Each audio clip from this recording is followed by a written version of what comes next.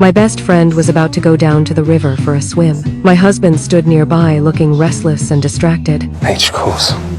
My sensitive and suspicious nature became alert at once. When he walked away, he kept turning back toward her direction. I began to suspect there was a secret between them. I returned to the hotel and quietly opened his computer. What I found were intimate videos of the two of them. Before I could recover from the shock, I saw them meeting in secret again. In that moment, my anger finally broke free. I rushed straight toward the small wooded area. I caught sight of a red figure. I believed it was my husband, so I sent that person over the edge. But when I returned to the hotel room, there was no sense of satisfaction, only endless emptiness and sorrow. What was done could not be undone. The most important thing now was to cover everything up. I scrubbed myself hard to remove any trace of dirt. Then I unlocked his phone and deleted every suggestive message with Carla. After that, I cleaned the entire room thoroughly, leaving behind nothing suspicious. As I practiced the story I had prepared again and again, a sudden and forceful knock came at the door. My heartbeat immediately began to race, not knowing something even worse was waiting for me. I opened the door. Standing outside was my husband, who should have been gone. I could hardly believe my eyes. My husband was still alive. So who had I harmed? I suspected my nerves had created an illusion, so I opened the door once more. That familiar face of my husband looked nothing like someone who had fallen. I turned and ran in fear. A terrible thought surfaced in my mind. I was sure I had mistaken the person. I slammed the door shut, my heart pounding wildly in my chest. From outside came the sound of Will apologizing. I get it. I get it. After last night, I forced myself to calm down. After going out, I carefully asked where he had been last night. Where have you been?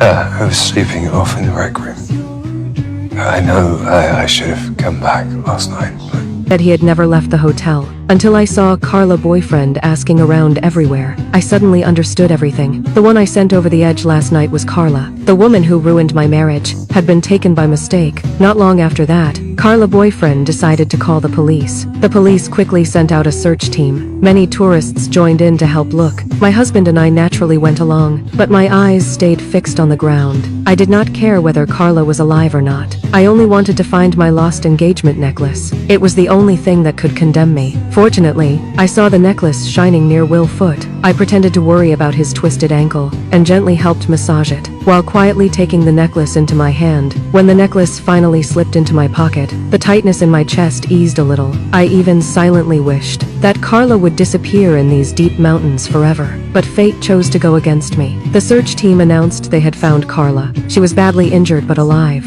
and had been sent to a nearby hospital. My heart began racing again. My mind left with only one thought. I was afraid she would remember it was me. After we arrived at the hospital, the doctor told us she had lost part of her memory due to head trauma, and could not remember what happened that night at all. To me, this news was like a thin ray of light in the dark. I pretended to hold Carla's hand and comfort her, while hiding very different feelings in my eyes. It's not your fault.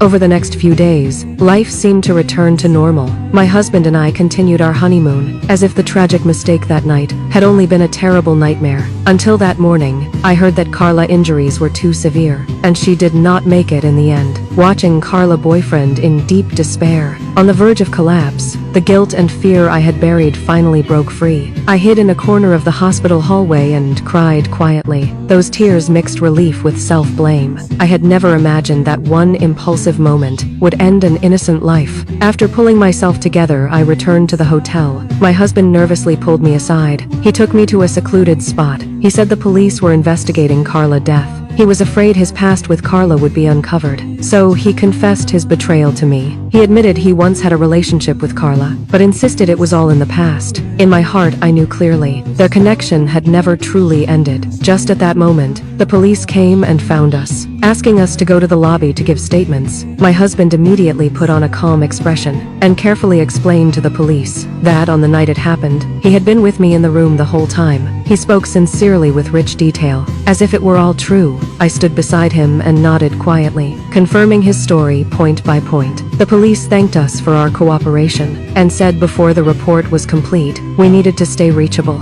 and be ready for further questions at any time. My husband agreed readily, though a trace of hidden panic panic flashed in his eyes. After the police left, my husband and I looked at each other in silence. The love we once had long been worn away by betrayal. Now all that remained was mutual use. After the honeymoon ended, we returned to the city, continuing to maintain an empty marriage, living under the same roof like strangers, separated by an invisible wall, until at my mother family gathering, my husband found me with a pale face. They're saying she didn't fall. What? Who said that?